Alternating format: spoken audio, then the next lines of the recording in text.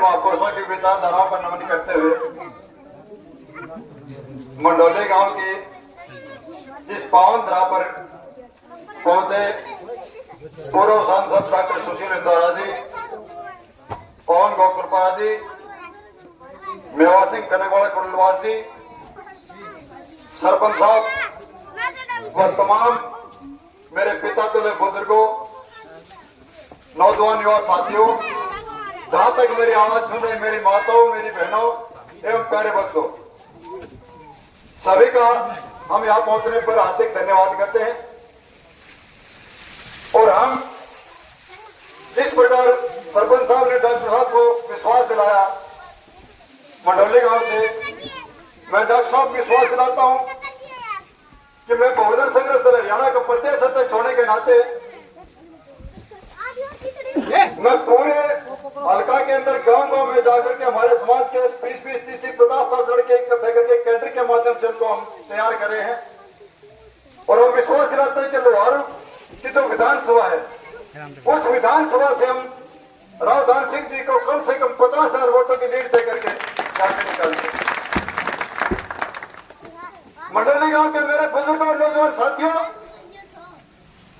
खासकर अनुसूचित जाति और जनजाति के लोगों और मेरी माताओं, ये चुनाव कोई आम चुनाव नहीं है।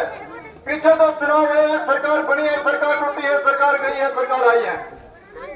ये चुनाव, इस चुनाव के ऊपर इस पूरी दुनिया की नजर है। और वो नजर क्यों है, ये मैं आप लोगों के बीच में शेयर करना चाहता हूं।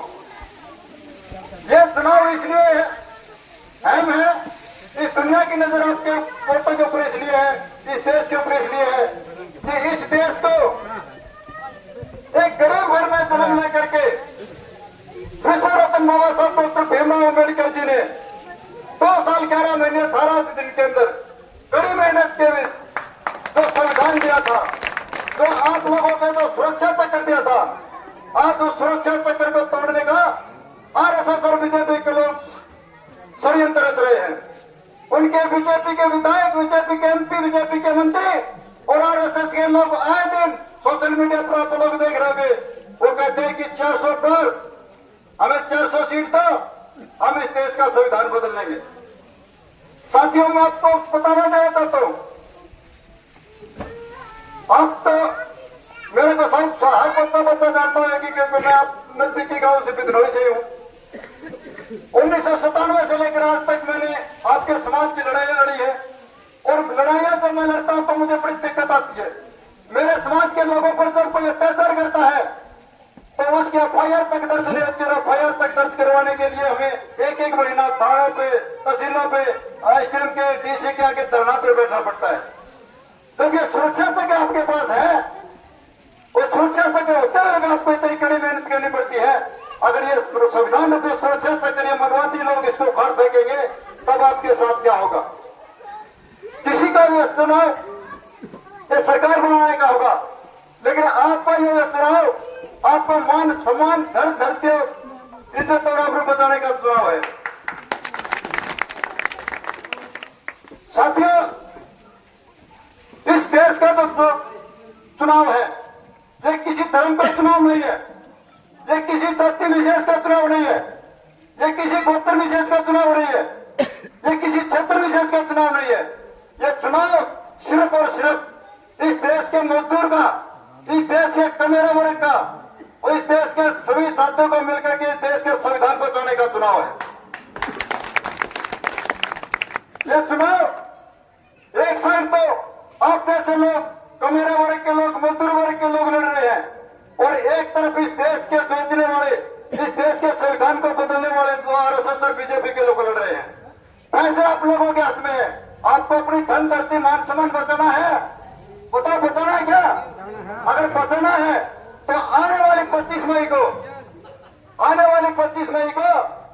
आपका एक कीमती वोट आपके निशान पर राव दान सिंह जी के पक्ष में देकर इसके विजयी बनाए। और मैं विश्वास दिलाता हूं, डॉक्टर सुशील इंदौरा जी आपके साथ में बैठे, पति भाई जी बैठे, अगर आपके ऊपर कोई भी उंगली उठाने का काम करेगा तो हम उसके हाथ काटने की ताकत हम रखते हैं, उसके हाथ काटने की हम ताकत रखते हैं। बिल्कुल निर्भय होकर के, किसी से भयभीत रहिए, निडर होकर के आप लाइन में ला करके अपना वोट डालें और इस देश में इंडिया गठबंधन की सरकार बनाएं। ऊपर जो ताकत होगी इस देश का जो प्रधानमंत्री होगा, मैं विश्वास दिलाता हूँ लगभग आपके ही समाज से होगा और आपकी सरकार होगी, आपके धन धरती मान सम्मान की वो सब रखवाली करेंगे।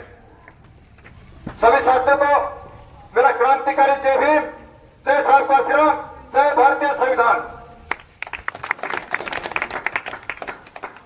अब मैं आमंत्रित करूंगा भाई प्रदीप को कि आए और वो डॉक्टर साहब के स्वागत में गांव की ओर से 2 शब्द कहे। भाई